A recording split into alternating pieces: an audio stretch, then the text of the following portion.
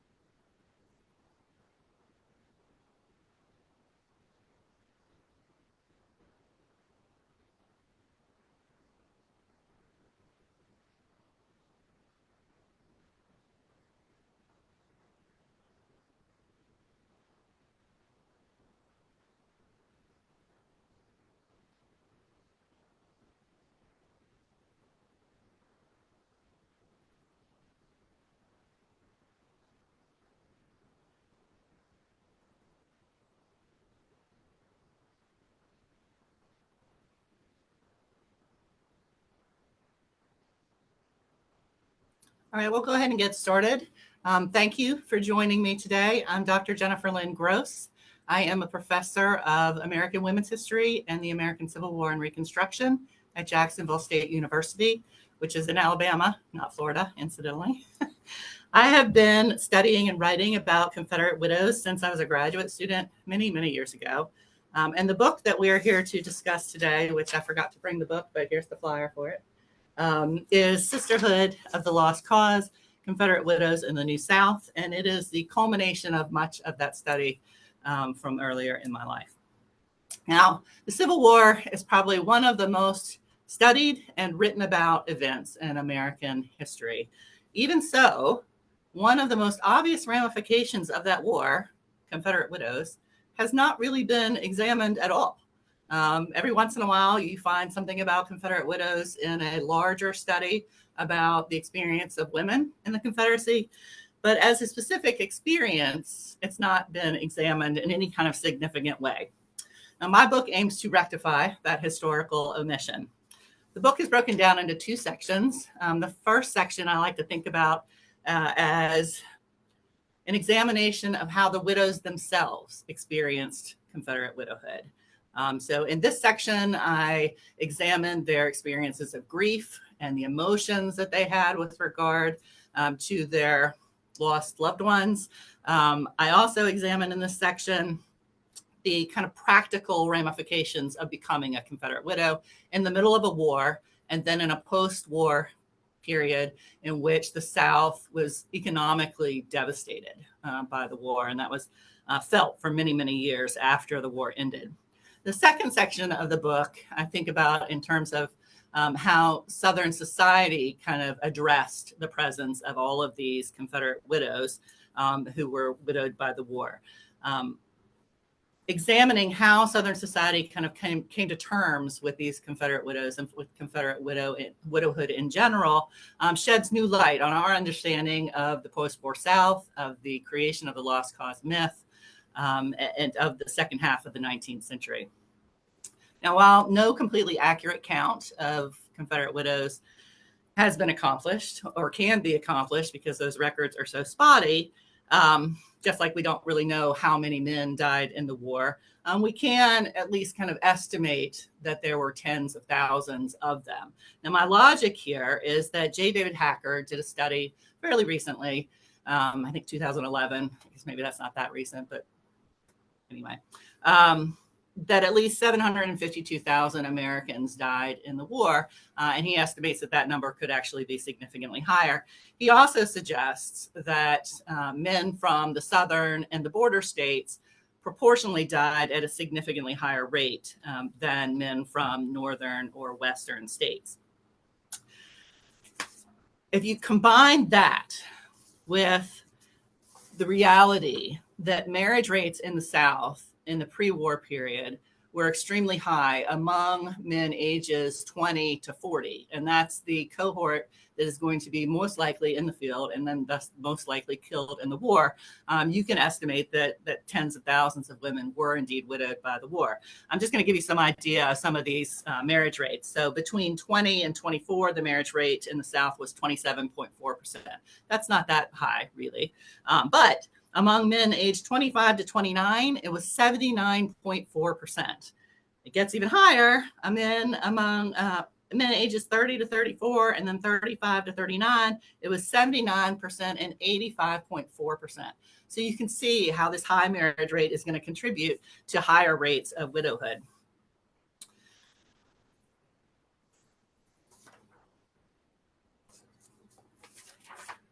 Sorry. So you have all of these widows now who are manless in the war and the post-war period. Now, the traditional solution to widowhood was remarriage, right? And not that there has to be a solution, but that's the way that Southern social roles worked, right? Traditionally, women were supposed to be dependents. They were dependents of their father until they got married. Then they became dependents of their husbands. It's not that widowhood didn't exist before the war. Obviously, it did. Since there's been marriage, there have been widows. But we're talking about the high numbers of widows, and these widows cannot remarry. They can't remarry because there's simply not enough eligible white men for them to remarry. So many men had died in the war, and based on those marriage rates that I mentioned earlier, many of those men who came back were also already married. So they're all off the table. And what that left was men who were young teenagers coming of age, or very old men who, again, were likely already married. So that leaves many widows without the ability to take advantage of the traditional solution to widowhood. Now, it's not just the staggering numbers of Confederate widows that I feel like makes them a valid focus of historical analysis. It's their role in white Southern society's efforts to rebuild the post-war South in the image of the old South, particularly its social roles. We see this in terms of race, with the effort to kind of re-enslave African Americans without the actual formal institution of slavery, through black codes, through violence and intimidation, through later Jim Crow laws.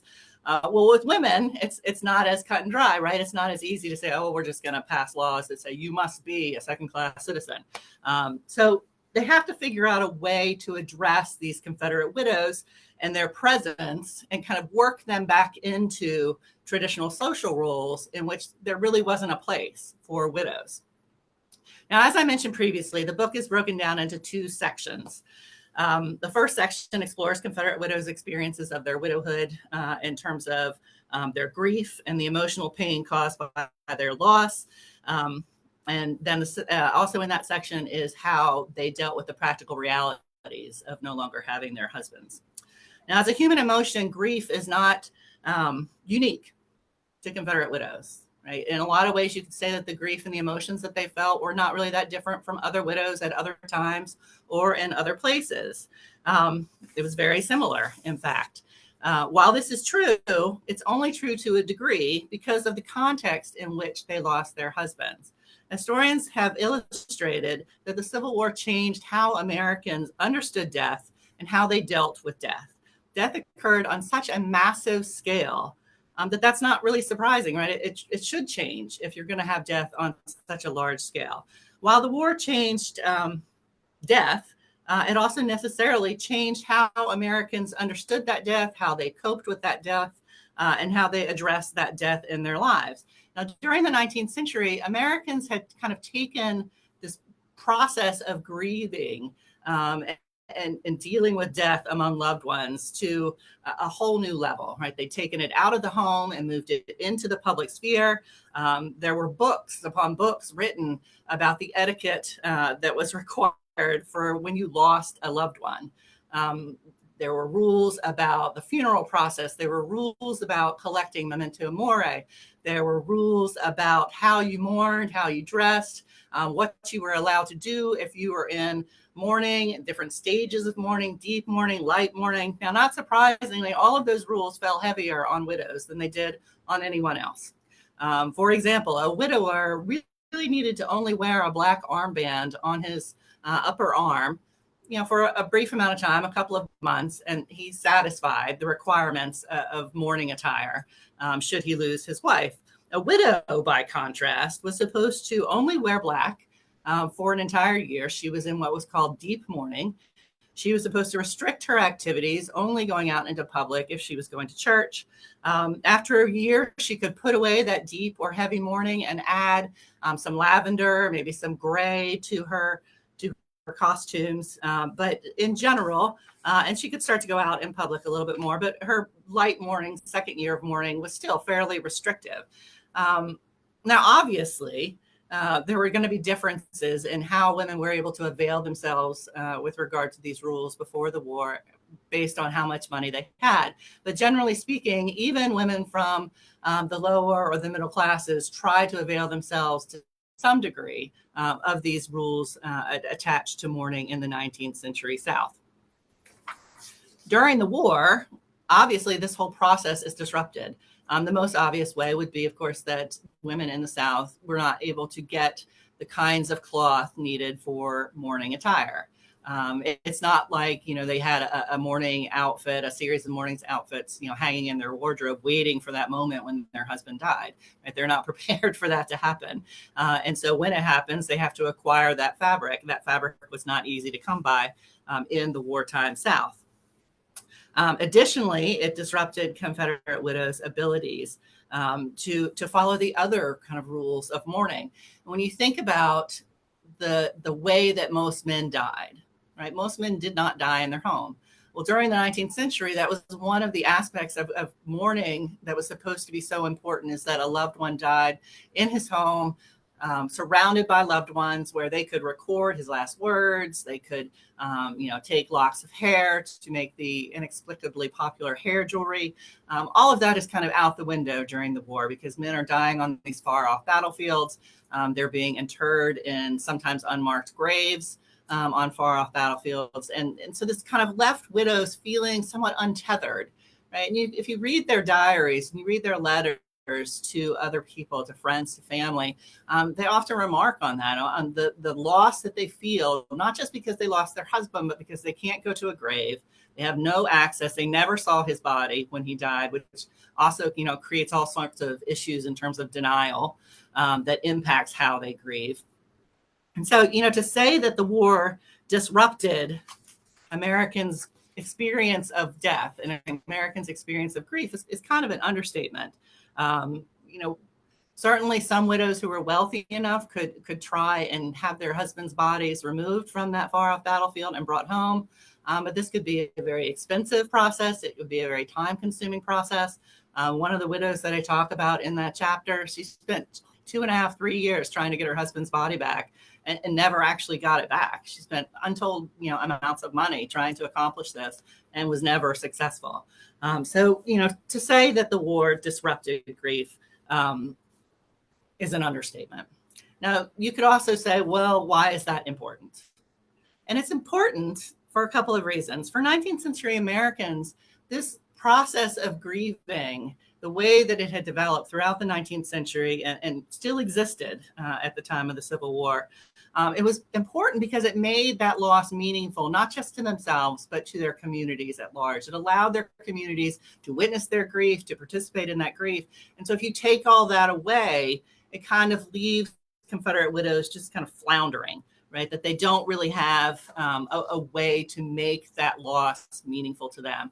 And additionally, which brings us to the second part of that section, at the same time that they're dealing with this inability to follow the rules of grieving, they're also having to deal with the practical realities of the fact that they no longer have a husband, right? And while for all intents and purposes, they had not had husbands while they were off fighting the war, once that becomes permanent, it shifts things, right? And it makes it more imperative that she kind of figure out a way to provide for herself and to provide for any children that she has.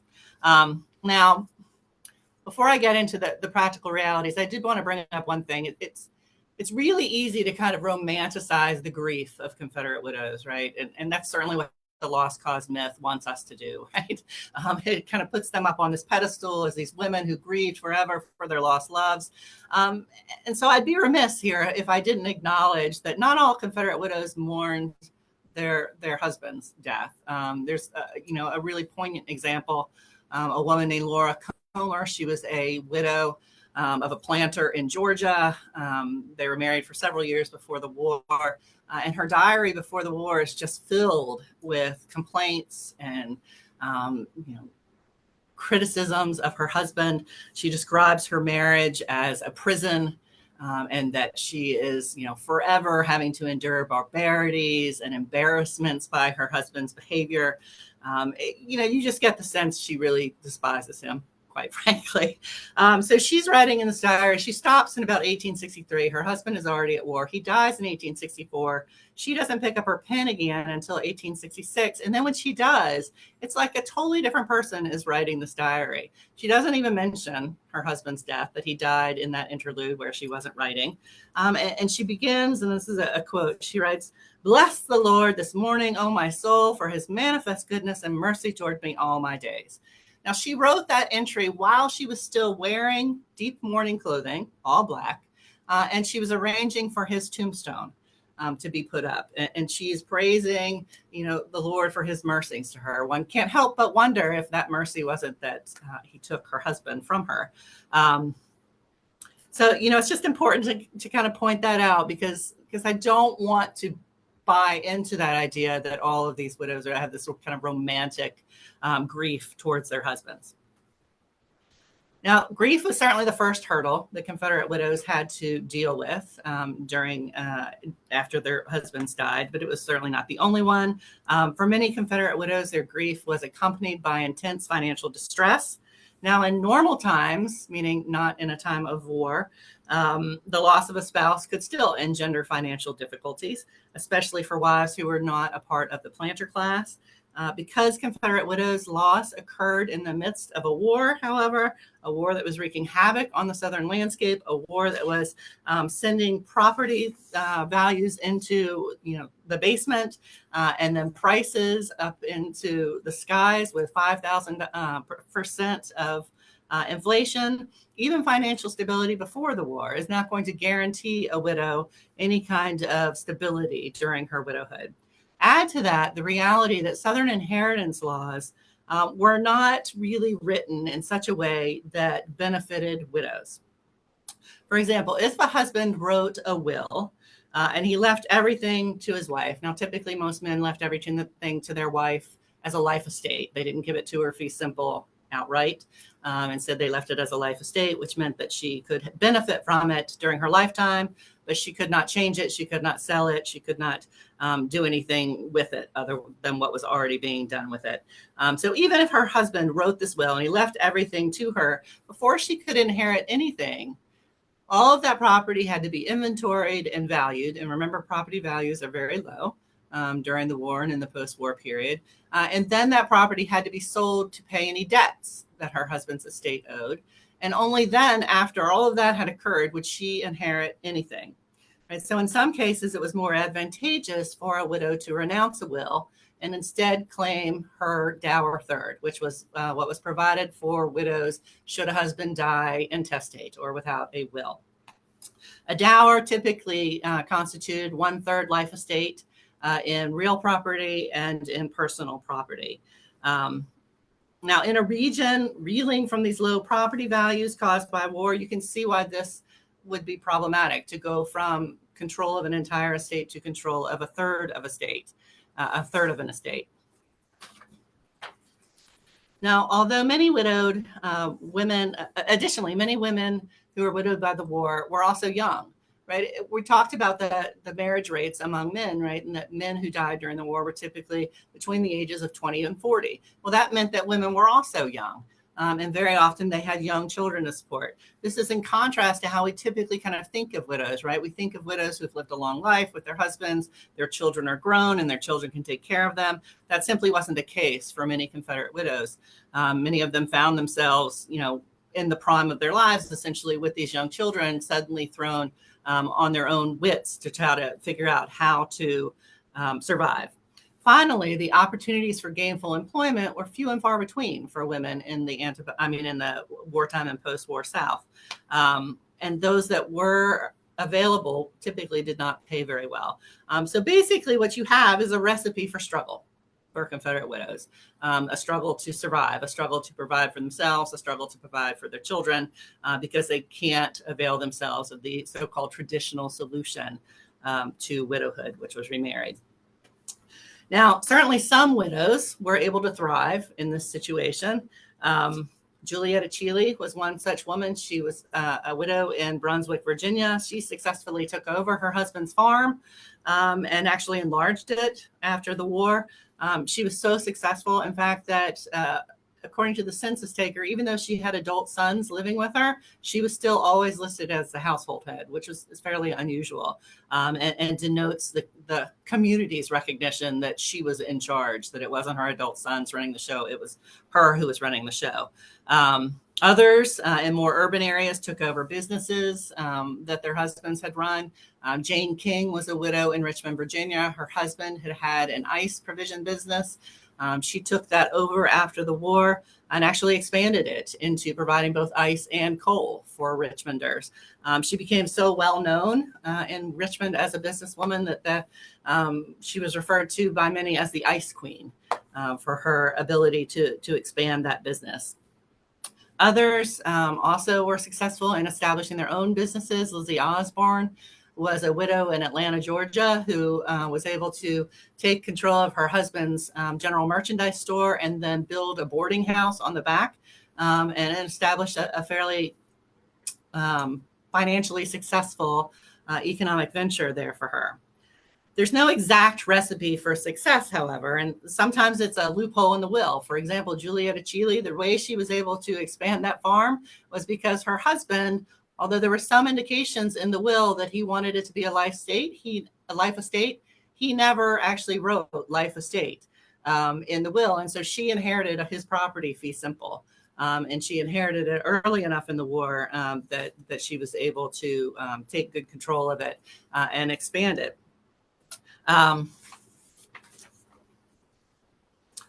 In the case of Jane King and Lizzie Osborne, their recipe for success was likely just that they both had a good business acumen. And so that enabled them to succeed. Sometimes it was just luck for a widow, whether or not she was able to carve out a stable economic existence for herself. Now, certainly these three women that I've described thrived as manless women, and there were others as well, but the vast majority of Confederate widows, particularly those who had not hailed from the planter class before the war, did not thrive, and in fact struggled for the rest of their lives to provide for themselves, to provide for any children that they had. Many became dependent upon friends and family members, often moving in with family members, be it their own parents or their in-laws. And obviously the combining of households can provide its own kind of unique source of tensions. So the reality for most Confederate widows who remained widowed was that they had to navigate this kind of complex reality of manlessness in a war-torn society that just really didn't have a place for them, didn't have a means for them to succeed. Which brings me to the second section of the book. While the first section addresses how widows dealt with their widowhood, the second section, I explore how the white South as a society dealt with all of these manless women who had no real place within traditional Southern gender roles that white Southern society was desperately trying to reassert. Now, the antebellum South had been built on the twin pillars of slavery and patriarchy. Both were necessary for the system of rules and roles that governed pre-war Southern society. For white men to regain both real and ideological supremacy after the war, they had to establish that they were still superior to Black men, and that white women were still socially, economically, and politically dependent, ensconced within the domestic sphere, with men as their providers and protectors. Just as the cognitive dissonance that was unleashed by the end of slavery ignited demands among whites for some sort of ideological continuity in terms of race and white supremacy, which is why you get the Black Codes of Andrew Johnson's administration. You get the violence and intimidation of vigilante groups. You later get Jim Crow and segregation after the end of Congressional Reconstruction.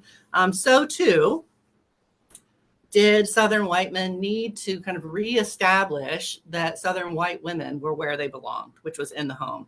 And the reality was that for many Southern white women, that was not possible for those who had been widowed by the war.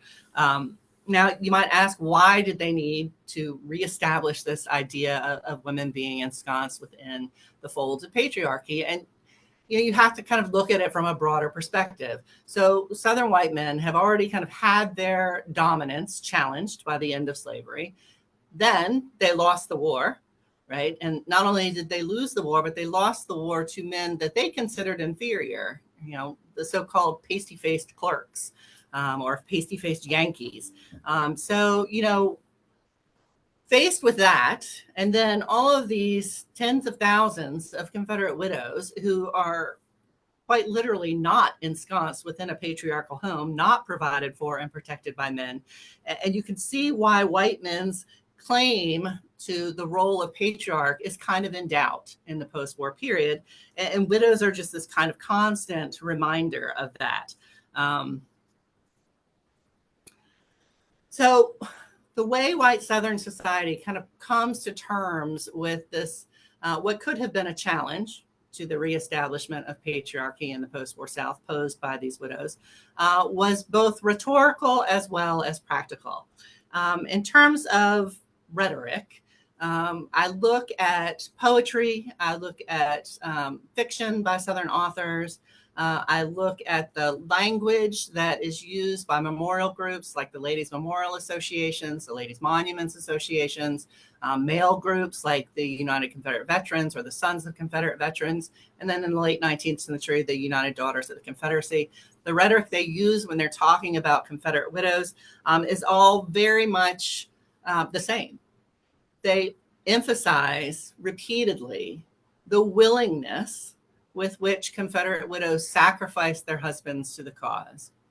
They emphasize repeatedly the perpetual mourning of these women, right? And that makes sense in the context of their inability to remarry, right? If they can't remarry and you are constantly describing them as being in perpetual mourning, then that in a way ideologically kind of ensconces them still under their husbands because they are under the memory of that husband. And they are devoted to that memory, even though he is literally not providing for or protecting them at that point because he is deceased. So you have this rhetorical effort to kind of elevate Confederate widows as icons within the lost cause. They are women who willingly sacrifice their loved ones. They are women who are perpetually mourning, consistently, constantly still mourning for their husbands and serving the cause in that way. Now, in addition to, the rhetoric that was espoused by these authors, by these memorial groups, by preachers and politicians, describing women in this way or describing Confederate widows in this way, that's all fine and dandy, except that you're elevating these Confederate widows up onto this pedestal as the examples of true Southern women. And yet these women are mired in poverty. These women are struggling to survive. And so it's a contradiction. Right? And so in addition to that rhetoric, white Southerners also have to find a way to become providers and protectors for these women. And they do this by creating what I call a substitute patriarchy. And the substitute patriarchy is basically white governments in the Southern states run by white men who offer assistance to Confederate widows during the war and after the war based on their sacrifice of their loved ones. Now, I differentiate between the assistance offered to Confederate widows to that offered to Confederate veterans because they offered it to them as well. But the way they couched the assistance given to Confederate veterans, whether you were talking about artificial limbs or payments in lieu thereof, or later Confederate pensions, it was always a payment rendered for their service to the Confederacy. When they gave assistance to Confederate widows, whether it was assistance during the war or later Confederate widows' pensions, it was never couched that way. It was never a payment for service rendered. It was a recognition of their sacrifice.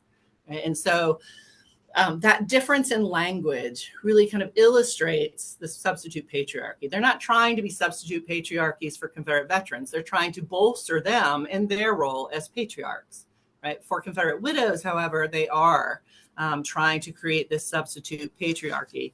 So the rhetoric and this practical assistance being offered to Confederate widows kind of combine to create this idea that Confederate widows were examples of some of the truest of Southern women within the lost cause myth, and they become symbols in that way.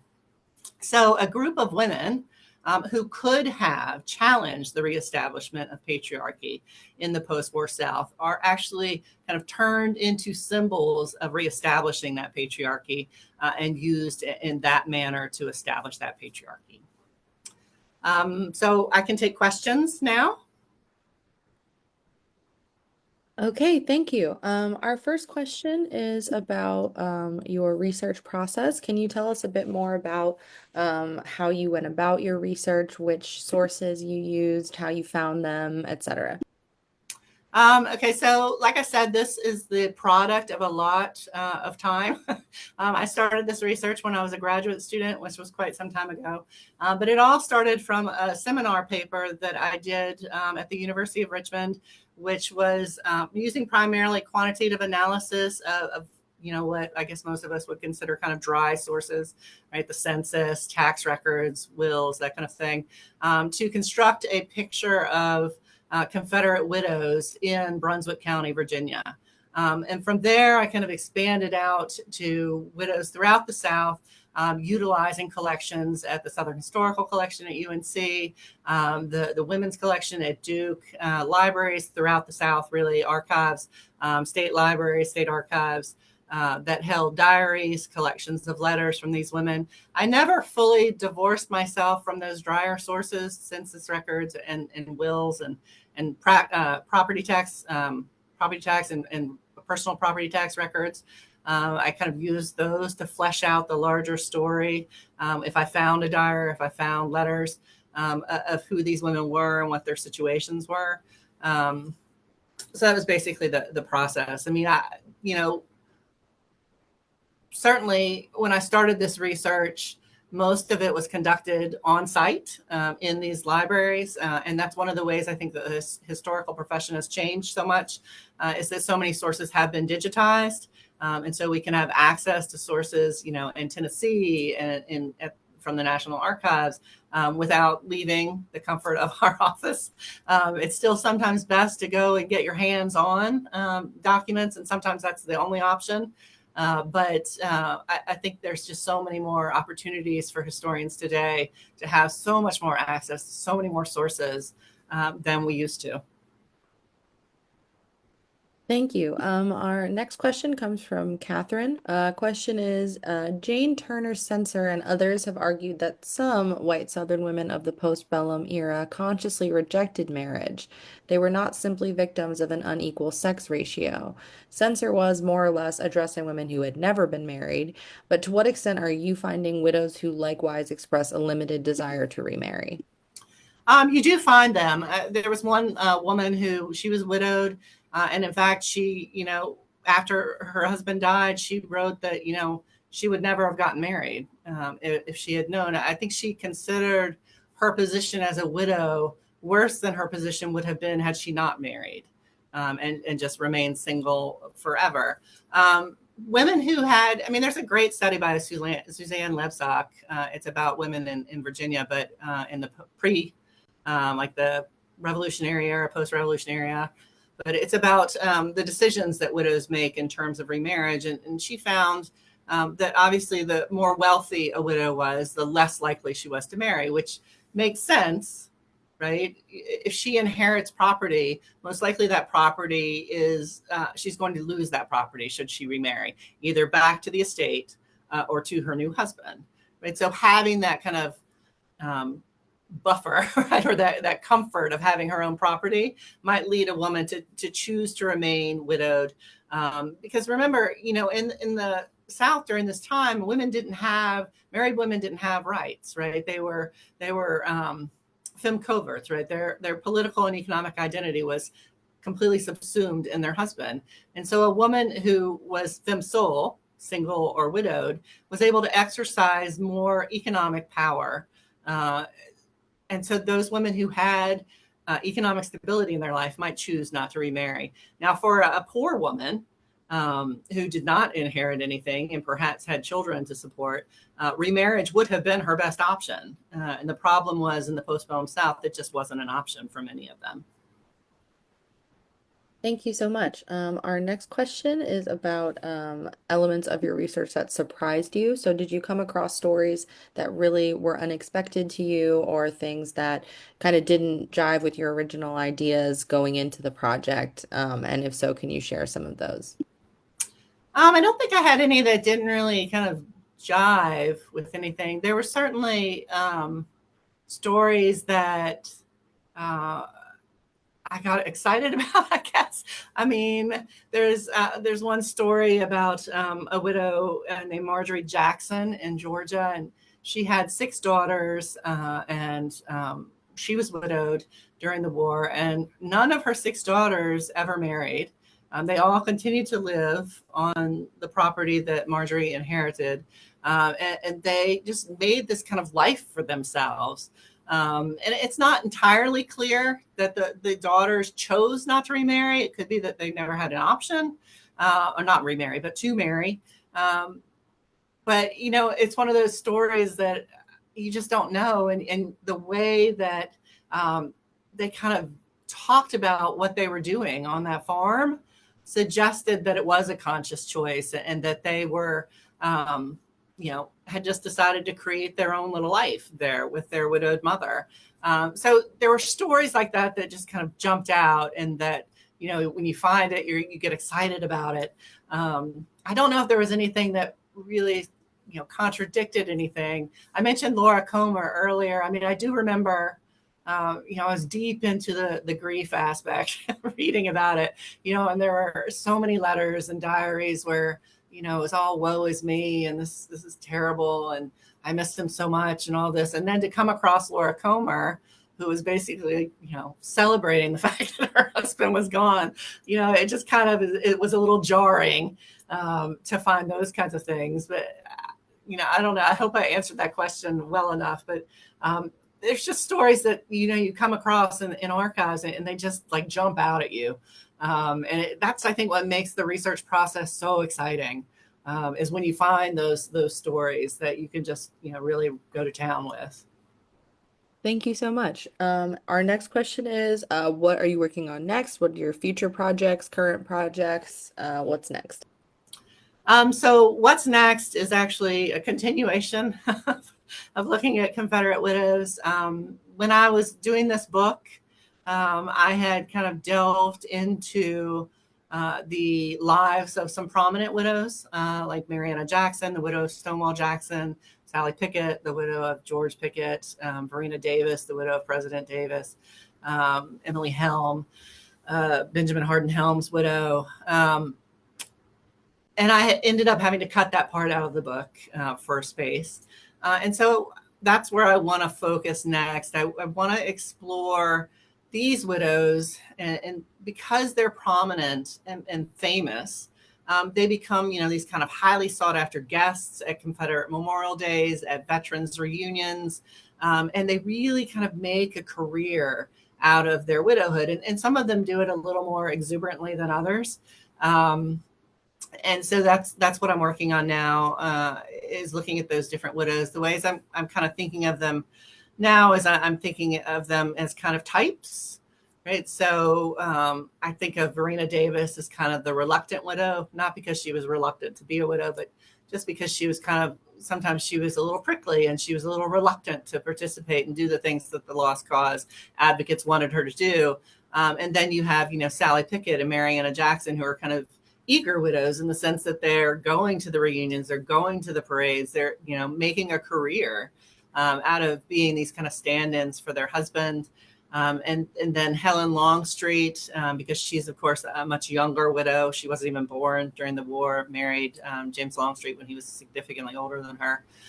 She's a whole nother type of widow. I haven't quite given her a name yet, but that's kind of how I'm conceiving of it right now. So I'm sticking with the widows for now, and I'm not sure where I'll go after that. Thank you. We've got another audience question. This one is from Krista. It says, I wonder about the lost cause and the drive to control and preserve that ideology through statues and textbooks. Does your research on widows speak to that reclaiming of honor, so to speak, through these means? It does to an extent. I mean, I don't go deep into activities by the UDC and the Sons of Confederate Veterans in particular, who I would most closely associate with textbooks and monuments and that kind of thing. Mostly what I look at is their efforts to honor Confederate widows in the monuments that they established and in the rhetoric that they used. There's a difference in how the UDC and how the Sons of Confederate Veterans try to memorialize Confederate widows and Confederate women in general, right? The UDC sees a much more active role, and that's, commensurate with what they're doing, right? They're justifying their own activities on behalf of the Lost Cause by celebrating the efforts of Southern women during the war who worked as nurses, who contributed to the war effort in various and sundry ways. Whereas the Sons of Confederate Veterans really zero in on those widows and how they're, perpetually mourning and how they willingly sacrifice their loved ones. So they want to focus only on sacrifice and mourning in terms of Southern women, whereas the UDC they do focus on that, but they try to also kind of sprinkle in efforts to honor Southern women for their activities on behalf of the Confederacy, and then later on, their activities on behalf of the Lost Cause. Thank you. Our next question is from Trey. He says, great presentation, excellent book. I'm currently about halfway through it, having received my copy in the last week or so. I wonder if you might elaborate further on the ways that your work aligns to and expands upon Angela Elder's recent work, Love and Duty, which you discuss in the intro. It strikes me that you've compiled a bevy of sources from Confederate widows that present the broader range of perspectives and experiences among these women in the post-war period.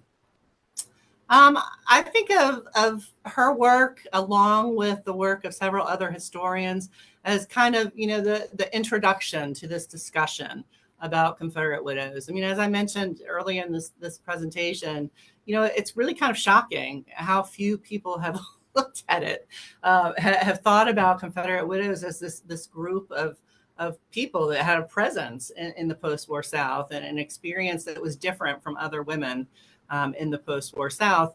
And so I kind of think of their work, the work of Robert Kinzer, Angela Elder, Marie Malloy, even who focuses more on divorce, but she also does address widowhood in her study as sort of the introduction, the beginning of a conversation.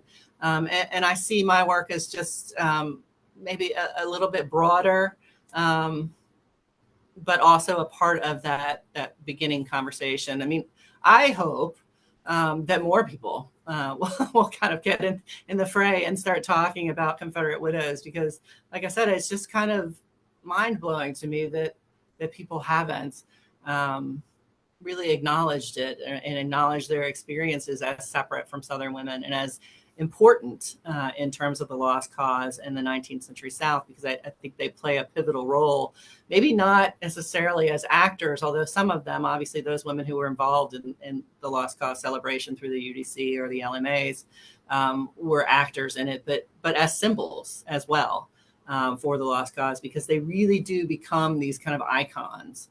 I mean, you can't go to a Confederate Memorial Day celebration in the late 19th century without hearing a reference to the widows, without having a few widows kind of trotted out, as an example of the sacrifice for the cause.